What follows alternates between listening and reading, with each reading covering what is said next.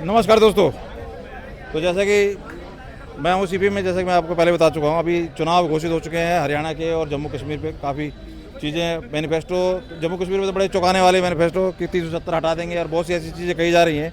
और उधर कंगना रनावत की जो स्टेटमेंट आई उसके ऊपर बीजेपी ने जैसे उसको कहा कि भैया आप शांत रहें। तो इन्हीं मुद्दों से जानने की कोशिश करते हैं। चुनाव पे हमारे साथ जुड़ गए राहुल जी। चुनाव हरियाणा में और जम्मू में जो डिक्लेयर हुए हैं उसके ऊपर आप देख रहे हैं उनके मैनिफेस्टो कांग्रेसियों के, और इधर राहुल बीजेपी कंगना रनावत को शांत कर रही है। चल क्या रहा है गेम में? देखिए, चारों तरफ से ना राजनीति खेली जा रही है, क्योंकि देखिए आज से पहले भी सरकारें आई गई, कभी ऐसा माहौल नहीं था।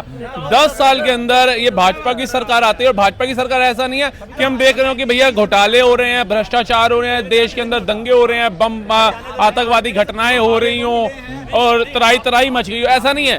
10 साल के अंदर देश टोटली विकास की ओर भागा है। आप देखिए, 5वीं अर्थव्यवस्था ऐसे नहीं बन गया। यूक्रेन रूस के अंदर जाकर के समझौता करा रहे हैं मोदी जी।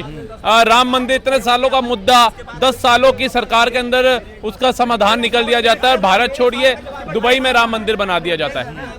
उसके अलावा भी अगर आप देखेंगे, सड़कों का निर्माण देखिए कैसे तेजी से हो रहे हैं। चाइना को पछाड़ करके हम पहले नंबर पे आने वाले हैं। उसके बाद अगर आप देखें, कल तक हथियार खरीदने वाले थे, आज बेचने के लायक हो गए। तो भारत ने जितना विदेशों में मान सम्मान कमाया है, 18 लाख समथिंग करोड़ का बजट होता था कांग्रेस कार्यकाल के टाइम में, आज 47 लाख समथिंग करोड़ का हो गया। कैसे हो गया? कहीं ना कहीं तरक्की भारत ने करी है, मोदी शासन। लेकिन ये क्या है, ये विपक्षियों को नहीं खल रहा, क्योंकि अगर मोदी यूं ही तरक्की करते जाएंगे, मोदी यूं ही आतंकवादी घटनाओं को रोकते रहेंगे हर एक राज्य में बम विस्फोट होने से, तो इनको मौका कौन देगा? विपक्षी पार्टियों को। सारे कहेंगे भी मोदी जी के नेतृत्व में देश अच्छा चल रहा है, इन्हीं को देते हैं। अब इनके पास कोई सोल्यूशन नहीं था, इन्होंने क्या कहा, जाति जनगणना करा दो, क्योंकि जब तक ये 80 करोड़ हिंदू, 100 में से 80% हिंदू जो है ये एक है, तो भाजपा को हराना बड़ा मुश्किल होगा हमारे लिए। हम कोई भी एजेंडा फैला करके देख ले, अभी भी इन्होंने बड़े एजेंडे फैलाए, भारतीयों को, हिंदुओं को, सनातनियों को तोड़ने की कोशिश करी। संविधान खतरे में बोला, SC ST OBC खतरे में बोले, पहलवान बहनें खतरे में है, ये देश का युवा खतरे में, तमाम आरोप इन्होंने लगाए।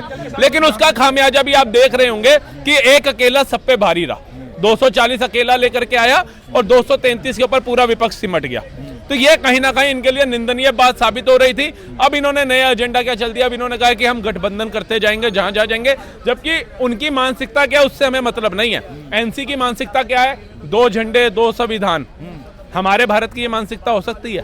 ऐसे हिंदू कहे कि भैया मुझे मेरा संविधान अलग बना करके दो, मुझे मेरा झंडा अलग लगा करके दो, मेरा भगवा झंडा होना चाहिए, मैं तिरंगे का सम्मान नहीं करता, तो आप उस चीज को एक्सेप्ट करेंगे? नहीं करेंगे। देश संविधान से चलेगा। अगर हम कहते हैं कि हमारे शस्त्र, वेद और पुराण, गीता सबसे बढ़ के पहले हमारे देश का संविधान है, तो फक्र से कहते हैं ना। हम तो इतना पक्षपात नहीं करते कि हम कट्टर सनातनी बन जाए, या हम हिंदुत्व के इतने बड़े वो व्याख्याक बन जाए कि हम कहें नहीं हम संविधान से नहीं, गीता से चलेंगे। लेकिन एक अलग समुदाय से जब आप पूछेंगे कि भैया आप किससे चलेंगे, कुरान से या संविधान से, वो कहते हैं हम कुरान से चलेंगे, हमारे लिए कुरान से बढ़ के कुछ नहीं है। तो ये चीजें जब सामने आती हैं तब भी विपक्ष चुप होता है। फिर एक बंदा जिनके कार्यकाल के अंदर सेना को पत्थर मारे जा रहे थे, तिरंगा जलाया जा रहा था, कश्मीर जल रहा था, कर्फ्यू में डूबा रहता था, आज हमारा तिरंगा घर से लहराया जा रहा है। 10 साल के कार्यकाल में मोदी जी के 370 धारा 35 के अंदर संशोधन कर दिया गया।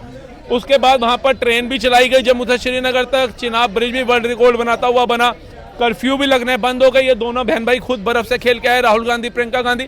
उसके बाद भी किनको मूर्ख बनाने का काम चल रहा है? आप उस पार्टी से गठबंधन कर रहे हो जिनको लोकसभा में उन्हीं की आवाम ने लात मार के भगाया। महबूबा मुफ्ती को हारी ना, फारूक अब्दुल्ला का लड़का उमर अब्दुल्ला हारा ना।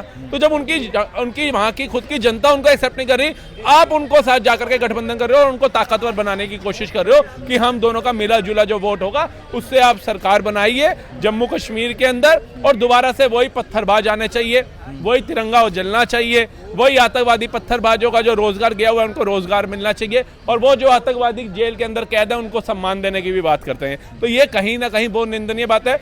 उसके बाद भी उनसे ज्यादा जो निंदनीय बात है वो हमारे भारत की जनता की है। वही तो मेन तो ये है ना कि अगर वो किस बेस पे बोल रहे हैं सारी बातें। और क्या देखिए, राहुल गांधी जी का परिवार क्या होगा? 100, 200, 500 बंदों का होगा। लेकिन ये भारत के अंदर जो 140 करोड़ की जनता, उनको नहीं दिखता कि इस बंदे की विचारधारा कहाँ है। एक तरफ वो संविधान की किताब लेकर के चलते हैं, दलितों की आवाज उठाने के लिए बात करते हैं, दलितों को मजबूत करने की बात करते हैं। दूसरी तरफ 12 साल की बच्ची का दलित परिवार से जो आती है अयोध्या में, उसका बलात्कार होता है और उस पर एक शब्द तक नहीं बोलते। विनेश फोगाट का 100 ग्राम वजन कैसे बढ़ गया, वो मेडल नहीं ला पाई, वो इस देश में चिंता का विषय बना देते हैं ये लोग। लेकिन वो 12 साल की बच्ची का क्या वजन था जिसके साथ दुष्कर्म किया गया, वो विषय नहीं बताते। उस दरिंदे के लिए आवाज उठाने की बात नहीं करते। हमारे देश के अंदर डॉक्टर के साथ भी जो बंगाल के अंदर हुआ उस पर भी इन्होंने आवाज नहीं उठानी थी। वो तो लाखों हजारों की तादाद में, लाखों की तादाद में जगह जगहों पे डॉक्टरों ने मार्च निकाला, तब जाके प्रशासन की आंख खुली। तो गोलियां चल गई वहाँ पे और ममता जी तो वार्निंग दे रही है कि दिल्ली तक आप पहुंचेगी। हाँ, अब ये मानसिकता है, ये मानसिकता है कि आप अपने राज्य को नहीं संभाल पा रहे, आप वो गुंडों को नहीं संभाल पाए जिन्होंने तोड़फोड़ करी, लेकिन वो छात्र जो आवाज उठा रहे थे उन पे आपने पानी की बौछारें करा दी, उनके ऊपर आपने लाठीचार्ज करा दिए, उन पे आपने आंसू गैस के गोले छुड़वा दिए। उनका दोष क्या था कि एक बहन और एक देश की बेटी के लिए आवाज उठा रहे थे। ये सर तानाशाही है, और उस तानाशाही का लेवल इतना बढ़ चुका है कि वो कहते हैं कि अगर बंगाल जलेगा तो मैं दिल्ली तक इसकी आग पहुंचेगी, यूपी तक आग इसकी पहुंचेगी, असम तक इसकी आग पहुंचेगी। तो ये मानसिकता जो है इसको खत्म कब किया जाएगा, इसको खत्म करना पड़ेगा भारत की जनता को। भारत की जनता के पास ये जो उंगली की ताकत है ना, ये बटन दबाने की ईवीएम के अंदर बहुत बड़ी ताकत है। हम कहते हैं, ये कहते हैं मोदी ने कुछ नहीं किया, मोदी ने कुछ नहीं किया। सर एक बात बताइए, आज मोदी राज के अंदर पहले आपके पीछे घर वाला हो, किसी ना किसी सदस्य का तो इतने आतंकवादी हमले होते थे, मारा गया होगा ना। ताज के अंदर हमला हुआ था मुंबई के अंदर, तो वो जो मारे गए वहां पर निर्दोष लोग, बच्चे तक मारे गए, वो किसी ना किसी परिवार के तो थे। आज 10 सालों में किसी ना किसी परिवार के बच्चे, बुजुर्ग, महिलाएं, उनको बचाने का काम तो मोदी सरकार ने किया है ना, ये आतंकवादी हमले रुकवा करके, ये हमारी सेना को पूरी छूट दे करके। आज ये सारे कहाँ हैं? तो ये कहीं ना कहीं सोच का विषय है कि अगर हम चाहते हैं हमारा परिवार सेफ रहे, पैसा तो हम सर से 100 की जगह 50 रुपए में भी खा लेंगे, लेकिन अगर हम कमा करके 500 रुपया ला रहे हैं दिन का और घर आकर के देखते हैं कि भैया जी मिठाई का डब्बा लेकर के आए कि आज हमारी इनकम बड़ी अच्छी हुई है, ये मिठाई लीजिए, और वहीं से फोन आता है कि भैया ये एक बॉडी मिली है आतंकवादी घटना के अंदर और ये इसके अंदर आई कार्ड आपका निकला और फोन नंबर आपका था, पहुंच जाओ। तो वो मिठाई का डब्बा तो हमारा गया, वो 500 रुपए कमाने की खुशी तो खत्म, क्योंकि हमने आतंकवादी घटना के अंदर अपना परिवार का सदस्य खो दिया। तो ये चीजें अगर हम सोचेंगे, हमें सरकार अच्छी चाहिए। टमाटर, प्याज, बैंगन, भरता, ये तो आए दिन सस्ता, आज नहीं तो कल हो जाएगा। टमाटर 100 रुपए था, 40 रुपए मिल रहा है और हर सरकार में गिरती बढ़ती। हाँ, तो एक बार बताइए ना, इन्होंने क्या किया? अगर इनकी 62 सरकार थी तो इन्होंने क्या, टमाटर का जो रेट था वो 5 रुपए किलो छोड़ के गए थे। ये इनके कार्यकाल में तो 100 रुपए किलो पहुंचा ना, 200 रुपए प्याज पहुंचा ना, तो क्या हो गया? आज मोदी काल के अंदर भी अगर 100 जाता है तो 50 तो आता है वापसी। ये तो नहीं है कि फिक्स हो गया कि भाई किसानों की आय बनानी है। दूसरी तरफ ये कहते हैं किसानों की आय बना दो, किसानों की आय बढ़नी चाहिए। 100 रुपए किलो टमाटर किसानों से खरीदो, लेकिन वहीं पर फिर दूसरी तरफ आवाम को, जनता को सड़क पे उतार देंगे, कहेंगे सरकार से अपील करो कि हमारे को तो 40 रुपए मिलना चाहिए। भैया 60 रुपए सरकार अपनी जेब से देगी तो देश का तो बंटा ढार हो जाएगा।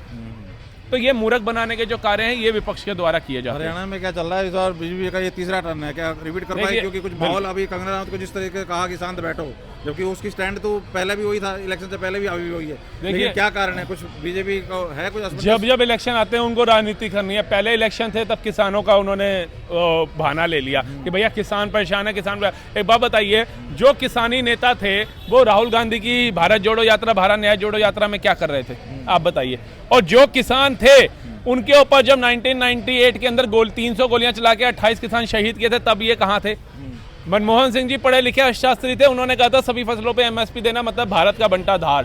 तो उनसे ज्यादा पढ़े लिखे राहुल गांधी जी क्या आश्वासन दे रहे हैं आप बताइए? ये कहते हैं भैया सबको पूरी फसलों पे एमएसपी दे देंगे। पूरी फसलों पे एमएसपी दे दोगे तो देश का बजट कहाँ जाएगा? देश के बजट के अंदर चाहे हमारी सेना आती है, चाहे शिक्षा आती है, या बाकी सारी चीजें आती हैं, आरक्षण आता है, इन सबको कहाँ से आप चीजें मुहैया कराएंगे? तो मूर्ख बनाने का काम जो है वो विपक्ष का चल रहा है, क्योंकि राहुल गांधी जी की उम्र बढ़ती जा रही है। ऐसा ना हो कि वो 75 साल से ऊपर के हो जाए और प्रधानमंत्री बनने लायक भी ना रहे। तो उससे पहले जनता को गुमराह करो और ये सोचो कि 2029 में हम चाहे तोड़ फोड़ के गठबंधन करके कैसे सत्ता हासिल कर सकते हैं। इधर योगी जी का बयान है, उपचुनाव उधर भी होने वाले हैं कि भैया कटोगे, बटोगे तो कटोगे। बिल्कुल, उसके ऊपर जिस तरीके से मतलब ये अखिलेश साहब बौखलाए हुए हैं और ये सारी चीजें जो राजनीति चल रही है, क्या लग रहा है उपचुनाव में? बिल्कुल सर, मोदी जी ने अभी 2024 के चुनाव में एक बात बोली थी कि ये आपका मंगलसूत्र तक छीन लेंगे।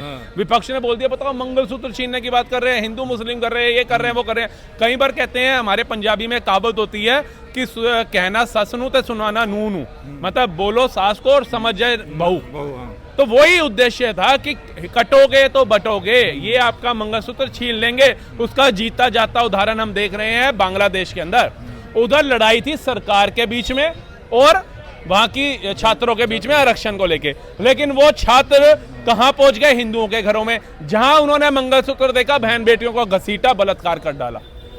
चले जाता है, दूसरी कौम भी तो थी वहां पे, वहां एक बहन बेटी का नाम नहीं आया बलात्कार में, लेकिन हिंदुओं की बहन बेटियों के आपको बलात्कार के इतने वीडियो आ रहे हैं, इतनी दुष्कर्म करते हुए नजर आ रहे होंगे, और जो हिंदू थे उनको लटकाया हुआ नजर आए। तो ये सारी चीजें हमने देखी ना, तो यही है कि जब ये हैवी होंगे आपके ऊपर, तो आपकी वाइफ का, आपकी बेटियों का मंगलसूत्र तक छीन लेंगे, उनकी आबरू इनके लिए कोई मायने नहीं रखती। तो इसलिए जाग जाओ, ना बटोगे ना कटोगे। वो एक सीधा साधा उदाहरण योगी आदित्यनाथ ने भी आज बोल दिया, क्योंकि विपक्ष को पता है कि जब तक ये 80% हिंदू एक है, भाजपा को हराना आसान नहीं होगा। इनको बांट दो, ये बट जाएंगे, अपने आप भाजपा हार जाएगी।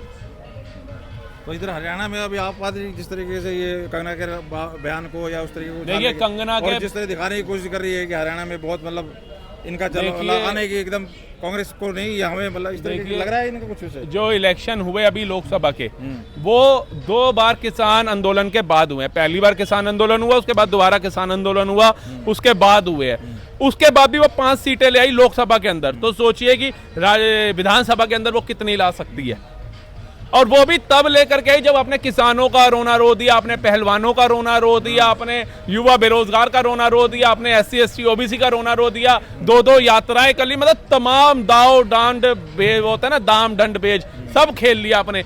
उसके बाद भी क्लीन स्वीप नहीं कर पाए। लेकिन हिमाचल के अंदर जहां मुख्यमंत्री आपका है, विधायक आपके हैं, वहां आपको भाजपा ने बिना कुछ करे ही, बिना संविधान खतरे में बिठाए, बिना कुछ करे ही आपको क्लीन स्वीप कर दिया। तो डूब के मरने वाली बात तो आपके लिए, आपको सोचना चाहिए कि हरियाणा में क्या होगा। और अब हरियाणा की जनता को एक चीज का और भी कहते हैं सोल्यूशन मिल गया, कि उनको लगा था पहलवान सच्ची में पीड़ित हो रही हैं, लेकिन अब उन्होंने देखा कि भैया ये पहलवान बहनें ये तो सोनिया गांधी की आवाज पे पहुंची हुई हैं, और ये तो पूरे राहुल गांधी जी जहां बलात्कार हो रहे हैं बहनों के, उस पर आवाज नहीं उठा रहे, लेकिन विनेश फोगाट मेडल नहीं ला पाई उसकी चिंता दिखा रहे हैं, 100 ग्राम वजन बढ़ गया उसकी चिंता दिखा रहे हैं। और हरियाणा के जो लड़के पहलवान थे या अलग अलग फील्ड के अंदर मेडल लेके, उनका तो नाम ही नहीं है दूर दूर तक, मतलब मेडल लाने वालों का नाम नहीं है, जो मेडल नहीं लाई उसका नाम है। क्यों? राजनीति चल रही है। और जैसा कि सूत्रों से हम देख भी रहे हैं, न्यूज के अंदर जो सूत्र होते हैं वो बताते हैं कि इनको टिकट भी मिल सकता है। तो सिर्फ पात्र राजनीति का बन रहा है। और मुझे जहां तक लगता है विनेश फोगाट जो है वो अपनी सीट भी हारेगी,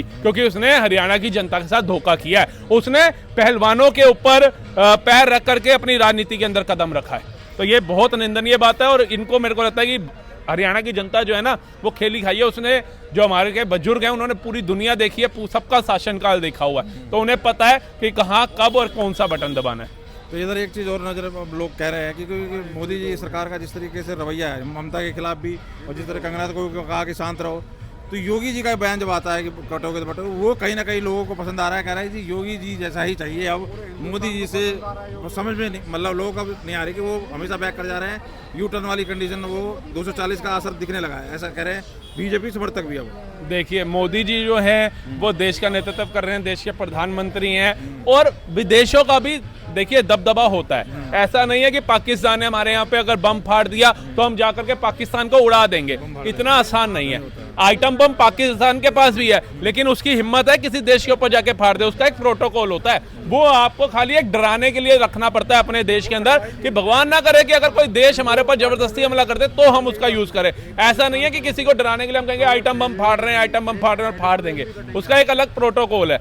उसके बाद आप आ जाइए, अगर आज हम बांग्लादेश के ऊपर अपनी सेना भेज देते हैं, तो जैसे अमेरिका का हाथ आ रहा है कि भैया बांग्लादेश में तख्ता पलट कराने में उसका हाथ था। आप एक बात आइए, मोदी ने वहां जाकर के सेना नहीं भेजी, लेकिन वहां की जो प्रधानमंत्री थी हसीना शेख, उसको यहाँ शरण दे दी। अमेरिका देखता रह गया। यही अमेरिका था ना जिसके पास दबे दबे रहते थे हमारे मनमोहन सिंह जी पढ़े लिखे, आज वो खुद दबा हुआ रह गया। अमेरिका की हिम्मत है आकर के बोल दे हसीना शेख को आपने कैसे रख दिया, खुद तो उनका वीजा कैंसिल कर दिया, उनको शरण नहीं दिया, ब्रिटेन ने शरण नहीं दी, भारत ने शरण दी, डंके की चोट में शरण दी, क्योंकि ये 2014 के बाद का नया भारत है। और उसके बाद महबूबा मुफ्ती के बेटे से कहलवा भी दिया कि जब वहां हालात सुधरेंगे हम दोबारा वहां वापसी जाएंगे। इनके मुताबिक होता है जला जले पे नमक और डाल दिया अमेरिका के। तो कुल मिलाकर राष्ट्रपति शासन की कोई उम्मीद है या कोई और? बिल्कुल, हम तो कहते हैं राष्ट्रपति शासन लगना चाहिए। मोदी जी को ये नहीं सोचना चाहिए कि भैया मेरा शासन काल है, इसके ऊपर कभी इतिहास में ना आए कि भैया हाँ कि राष्ट्रपति शासन नहीं। अगर इतना गलत हो रहा है तो राष्ट्रपति शासन लगना चाहिए। द्रौपदी मुर्मू को इसके अंदर खुद हस्तक्षेप करना चाहिए। बहुत बहुत धन्यवाद राहुल जी हमारे साथ जुड़ने के लिए और अपनी बात रखने के लिए। तो ये थी राहुल जी की बात, और आप कहाँ तक सहमत हैं जरूर कमेंट करके बताएं। बहुत बहुत धन्यवाद।